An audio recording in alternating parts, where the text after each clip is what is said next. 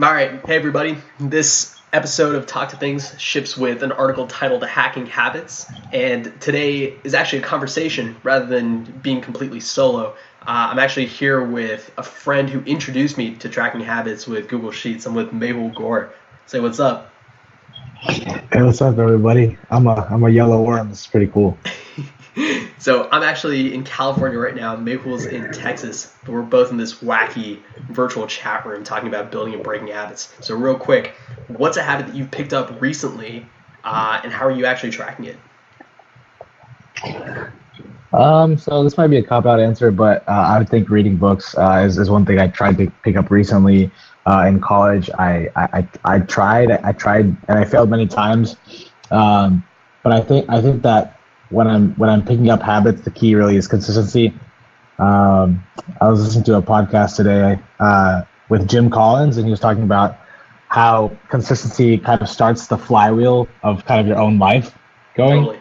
So I think that like consistency can with it is a lot of work at the beginning, but if you get the consistency, you can like start the flywheel, and it just becomes easier and easier. So you get on that exponential curve, and you're compounding your kind of time, and you're leveraging that to maintain and kind of create these productive habits. Totally. I remember a week ago we were talking about habits, and we both noticed that sometimes life gets in the way, or we have other valuable parts of our life that come into play, and that forces us to either break routines or think really hard about what our habits are. So, For sure. in your mind, what's important to track when something like that happens, and is it okay to break a routine? Yeah, so I think it's an interesting question. I think that a lot of people get into retreat routines blindly. So what I mean when I say that is a lot of people do it for the sake of routines. For example, people will get like a gym membership and go 5 days a week to the gym just because they think it'll help them. But if there's no kind of intrinsic drives to do that, and there's no kind of impact at the end of that, you really shouldn't be doing it. I think that if you really want to make a routine, you should think long and hard about what that routine is going to accomplish, and then what you're going to do to accomplish that. Because a lot of people, I think, they just kind of do routines just to do them.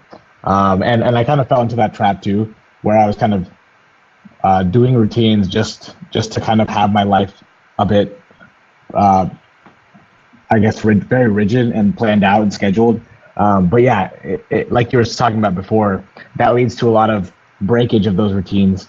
And I think that long term, they're not really helpful. Totally. So if you were to cultivate, or if you were to pick up a new habit tomorrow, how would you go about doing it? How would you go about tracking it and making sure that you're actually doing it well and improving? So yeah, I think a lot of people have different ways to approach this. I know that over college, like we were talking about before, I did a lot of tracking on like Google Sheets because I like the data and just seeing that change over time. For example, I would track things like how I spend my time, my weight, like when I was working out, like the kind of weights I lifted, kind of becoming stronger over time, and several things like that, where I tried to kind of experiment on myself.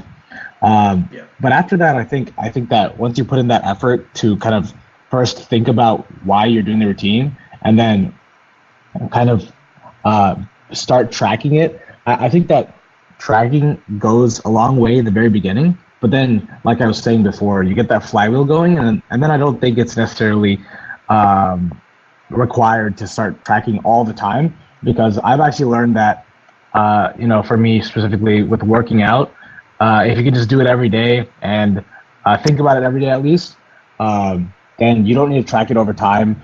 Like I've gotten to a point where I can kind of put that at the back of my mind, but it's kind of still a routine that's going. So I think that's a good way to leverage tracking and the tools we have.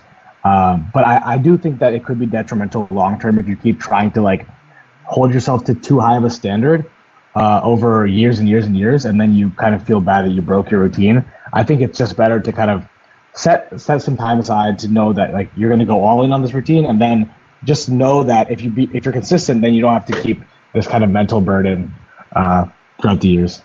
That's a really good point. I feel like once you pick up a habit and you get into the routine of just tracking it, it becomes a part of your sort of daily ritual.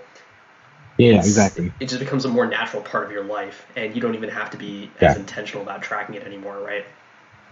Yeah, definitely. And I also think that another good way to kind of see where your habits are going, or like maybe instead of tracking every day, and you can kind of track like maybe on the first of every month, you kind of do this retrospective, where you look at your habits, look at you like how you spend your time, basically kind of shift it around to target a few important things that you want to get done in that month, and then ask yourself if the routines that you've tried to develop and the habits are going to get you to that point. So I think like yeah, those once a month check-ins on yourself and kind of being introspective, I think helps a lot. And I think that obviously that's where kind of meditation and mindfulness fits in when you kind of think of your life at like a higher level.